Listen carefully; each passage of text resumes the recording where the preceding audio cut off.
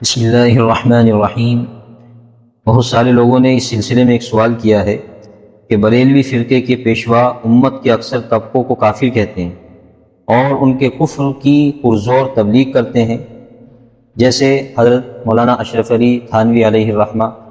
اسی طرح سے حضرت مولانا رشید احمد صاحب گنگوہی اور حجت الاسلام مولانا محمد قاسم صاحب نانوتوی علیہ الرحمہ۔ ان تمام معتبر شخصیات کو وہ کافر کہتے ہیں، اور ان بزرگوں سے جتنے بھی منسلک لوگ ہیں اور جتنے بھی منسلک طبقات ہیں ان کو بھی وہ کافر کہتے ہیں، چاہے وہ علماء حرمین ہوں یا اسی طرح سے تبلیغی جماعت والے ہوں۔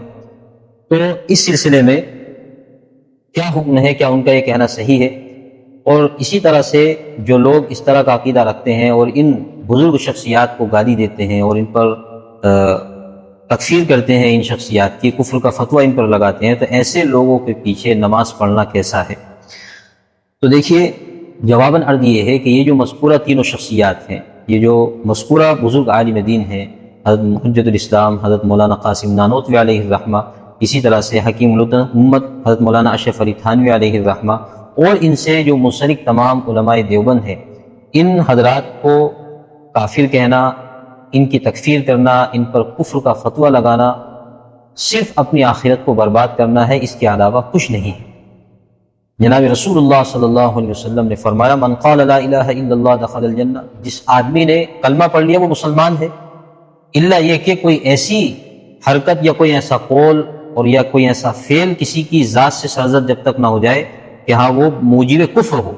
تو بغیر اس طرح کے قول یا کسی فعل کے جو موجب کفر ہو، کسی پر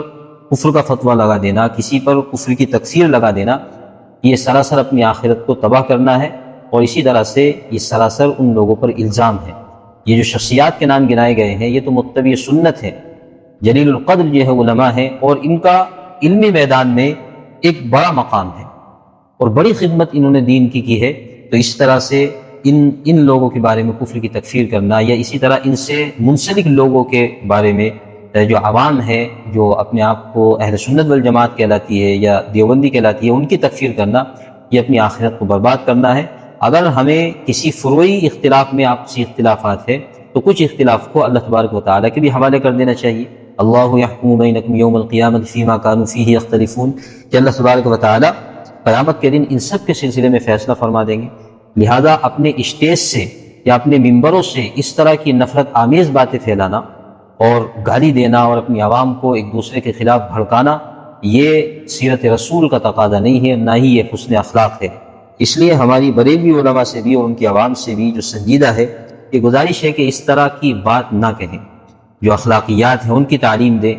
جو رسول اللہ صلی اللہ علیہ وسلم کی تعلیمات ہیں ان کی تعلیم دیں، اور جو فروعی اختلافات آپس میں ہیں تو ان کو اللہ کے حوالے کر دیں، کچھ چیزیں اللہ کے بھی حوالے کریں، اللہ تبارک و تعالیٰ ان چیزوں میں فیصلہ فرمائیں گے۔ یہ کیا ضروری ہے کہ ہم ہر چیز کے بارے میں کیا ہے فیصلہ خود ہی کرنے کے لیے تیار ہو جائیں؟ تو اس لیے اس طرح سے نہیں کرنا چاہیے۔ رہی بات ایسے علماء جو ان شخصیات کو گالی دیتے ہیں، جو بدعتی علماء ہیں، بریلوی علماء، ان کے پیچھے نماز کا کیا حکم ہے؟ تو دیکھیے، نماز کا حکم یہ ہے کہ یہ لوگ اس طرح کی جو حرکات جن کے عقائد ہیں اور اس طرح کی جو باتیں وہ کہتے ہیں، تو اس طرح باتیں کرنے والے فاسق ہیں، اور فاسق کے پیچھے نماز مکروہ تنزیہی ہوتی ہے۔ اس لیے اگر کہیں اور نماز مل جائے، نماز پڑھنے کا موقع، تو وہاں پڑھنی چاہیے، اور اگر نہ ملے تو پھر تنہا نماز پڑھنے سے بہتر ہے کہ ان کے پیچھے نماز پڑھ لینی چاہیے۔ اس سلسلے میں حوالہ یہ ہے، ایک مذکور ہے جو شعبی کا حوالہ ہے، جس میں یہ کہا گیا ہے کہ رسول اللہ صلی اللہ علیہ وسلم نے ارشاد فرمایا ہے کہ افضل یہ ہے کہ آدمی تنہا نماز پڑھنے سے بہتر یہ ہے کہ ان لوگوں کے پیچھے نماز پڑھ لے، اور اگر ان کے علاوہ نماز پڑھنے کا موقع اگر مل رہا ہے کہیں پر تو پھر ان کی اقتداء کرنا مکروہ تنزیہی ہے۔ اللہ تعالی ہم سب کو عمل کی توفیق عطا فرمائے۔